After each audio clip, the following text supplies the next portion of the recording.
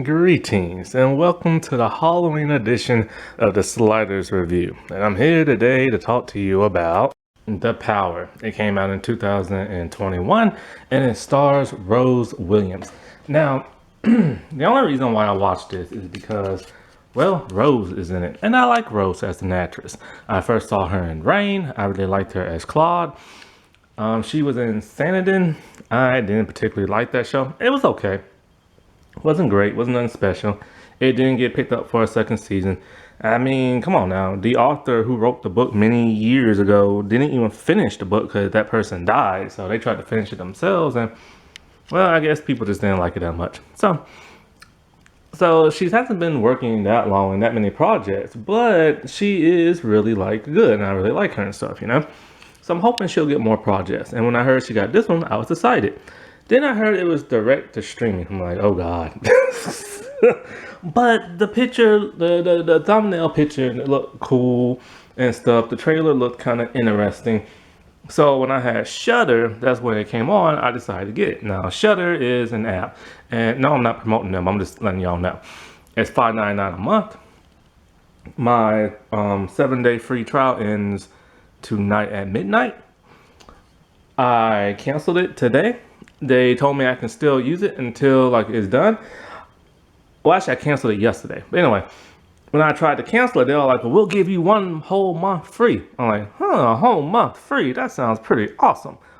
But I did not keep it. Only because they don't have that many TV shows on there.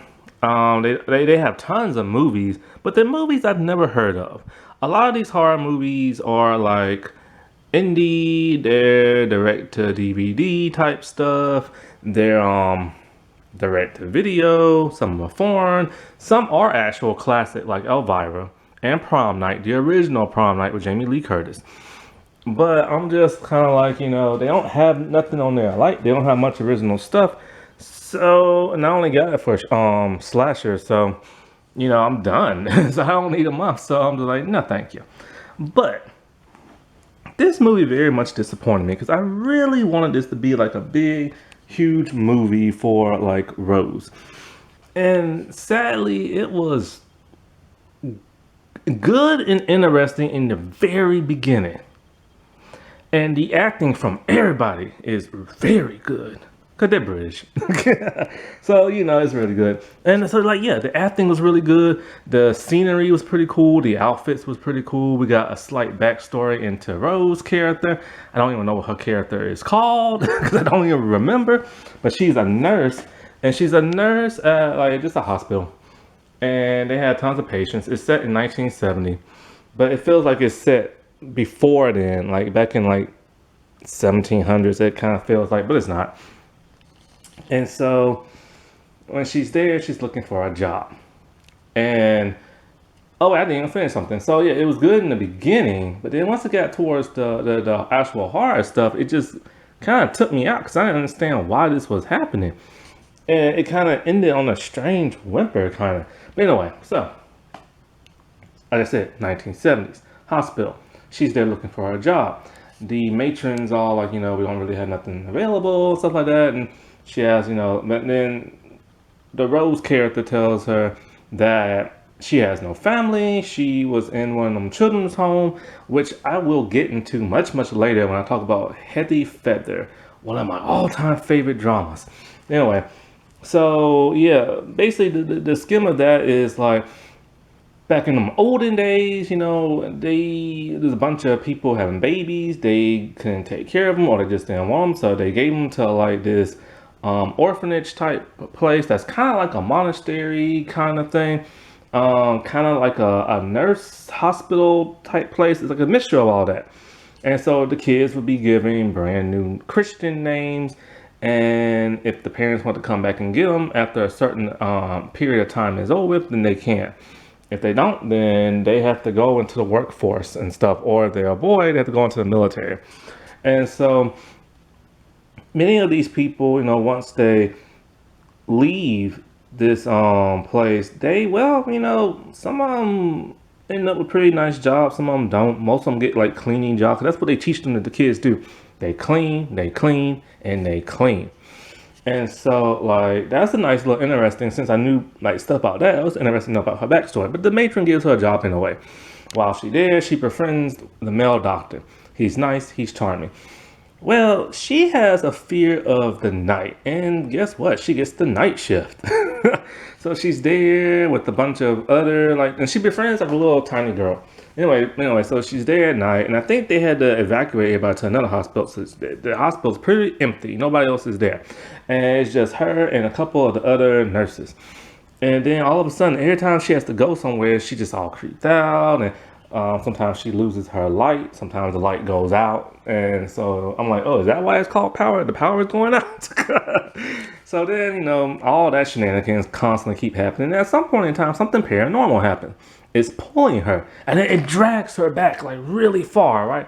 I'm like, okay, this is kind of getting interesting. The acting's good. This is kind of picking up. It took a long time to pick up, like halfway into the movie, but other than that, then she sees an old friend of hers, and they're talking, they're chatting. Her old friend's flirting with this dude.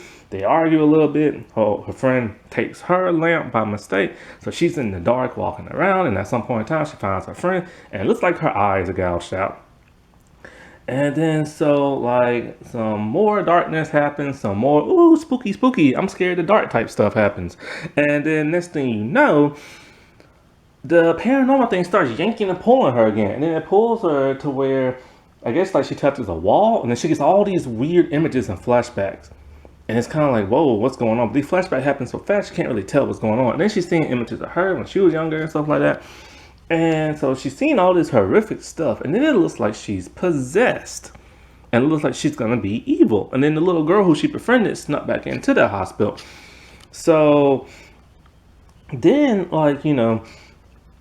at some point in time, her possession like stops, and then there's the male doctor. But she had a weird image of, I guess, like the male doctor or whatever, him specifically. And then so she tells the matron and some other people, but they don't want to listen. And so then when the guy's all like, "Oh, I'll take the girl back where she needs to go, down in the basement." Why is he taking her down in the basement? Well, she's like, "I'll go too."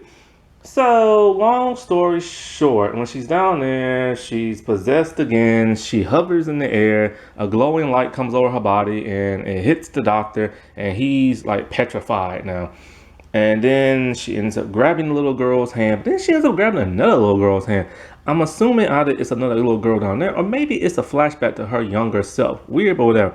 And then it's like this weird dun dun dun dun dun dun dun, like piano type music, and she's running in that horror movie-ish kind of way, and there's no sound, and then she runs into the matron, scared, and the matrons are like, leave that way and stuff, and so they run, and then next thing you know, they run out the building, and then there's like some guy, I forget who he is, but it's like, he's reading a newspaper talking about how the power is always going out at this one hospital, and bad stuff happens. Basically, this is what happens. That doctor dude who got petrified, apparently he is a rapist. And he's always raping like people, take them down in the basement, and then he kills them. You will never guess that by the way he acts. You will never guess that because it's never really revealed in the actual plot. It's kind of like in a flashback type thing, and it's just like, what the world did I just watch? So this is why I feel like this movie's just not that good. Like, it started off so good, and the acting was so good, and it makes you wonder what's going on. And whenever time they're in darkness and the lights go out, it's eerie, but then it goes supernatural paranormal, and then goes into this weird doctor thing where he's like a bad dude, and it just didn't feel complete. It felt like the ending got rushed. And and it's sad because this could have been a great movie, and it's like, it's not that hard to write. It's really not. Like, yeah, sometimes you get writer's block, but you can get over that. I mean, most people can come up with fan fiction better than that. I know I have in the past and stuff. And it's like, I just don't really understand how they could like drop the ball in this movie. But in my opinion, it's not very good. It is interesting. It's worth like checking out just for that part. But other than that, you know what I'm saying? And what's sad is that I remember, like I said before, years ago, on my other video, on the seance one, I said years ago I watched an episode of The Haunting Hour called Lights Out, which was way scarier than this movie. And it's sad. because that's from R.L. Stein, a kid's horror story. And it was better than like this movie in every possible way, except for the acting. The acting was kind of bad. But yeah, a kid's horror story was better than this movie. That's just sad. That's just really sad. That wasn't that spooky.